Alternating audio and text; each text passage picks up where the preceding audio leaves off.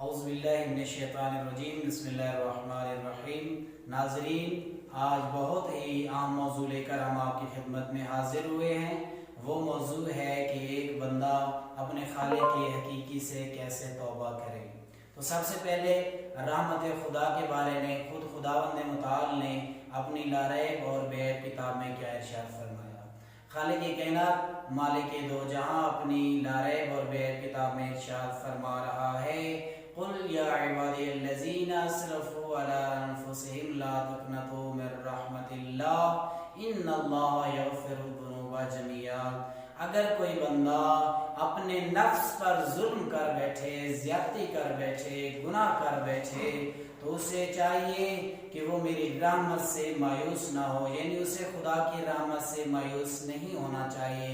تو اسی حوالے سے خدا کی صفات میں سے فقط ایک صفت کا تذکرہ کرنا چاہوں گا، وہ یہ ہے کہ بندہ جتنی بھی اس کی معصیت کر لے، جتنے بھی اس کے گناہ کر لے، نافرمانیاں کر لے، وہ اتنا کریم اور رحیم ہے کہ وہ پھر بھی بندے کو بھوکا نہیں سلاتا۔ اب دیکھتے ہیں بندہ کیسے توبہ کرے۔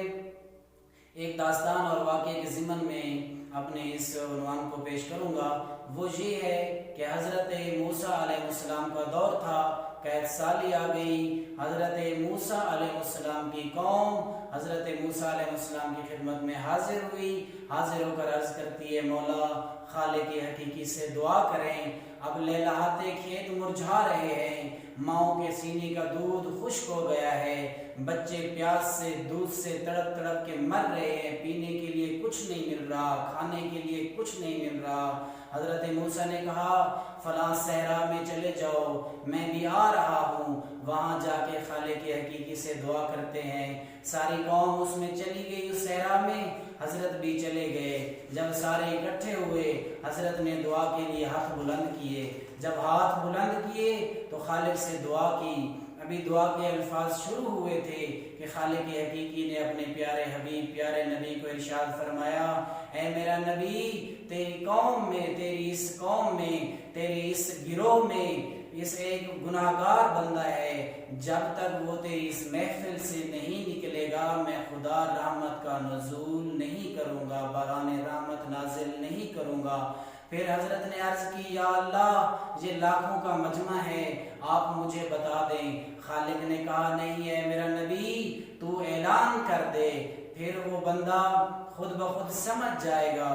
پھر جب حضرت نے کہا میرا اللہ اگر میں اعلان کرتا ہوں لاکھوں کا مجمع ہے، اتنا بڑا مجمع ہے، کیسے میری آواز سب تک پہنچے گی؟ خالق نے کہا موسیٰ اعلان کرنا تیرا کام ہے، آواز کا پہنچانا میرا کام ہے۔ حضرت نے اعلان کیا کہ اس محفل میں گناہگار بندہ ہے۔ خالق فرماتا ہے جب تک وہ بندہ باہر نہیں نکلے گا باران رحمت کا نزول نہیں کروں گا۔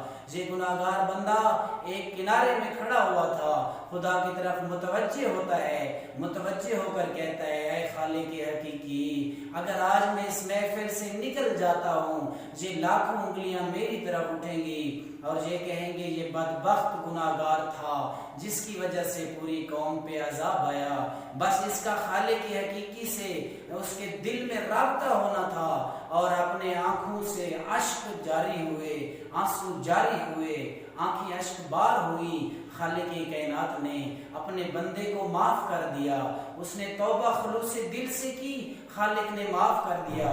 جب حضرت موسیٰ نے پوچھا اے خدا بندہ نکلا نہیں، تو نے کہا جب تک بندہ نہیں نکلے گا میں باران رحمت کا نزول نہیں کروں گا، لیکن بندہ محفل سے باہر نہیں گیا، تو نے باران رحمت کا نزول کر دیا۔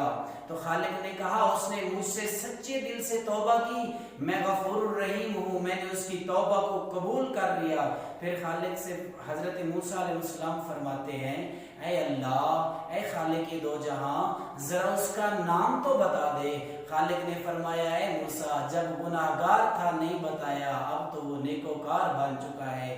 یعنی خالق انسان کا پردہ رکھنا چاہتا ہے، اس کی چوکھٹ پر جھک کے دیکھ، وہ تجھے معاف کرنے کے لیے تیار ہے، تو اس کی طرف ایک قدم جا، وہ تیری طرف 10 قدم چل کے آئے گا، یعنی تیرے نزدیک ہوگا، تو اس کے جتنا قریب ہوتا جائے گا خالق تیرے اتنا قریب ہوتا جائے گا۔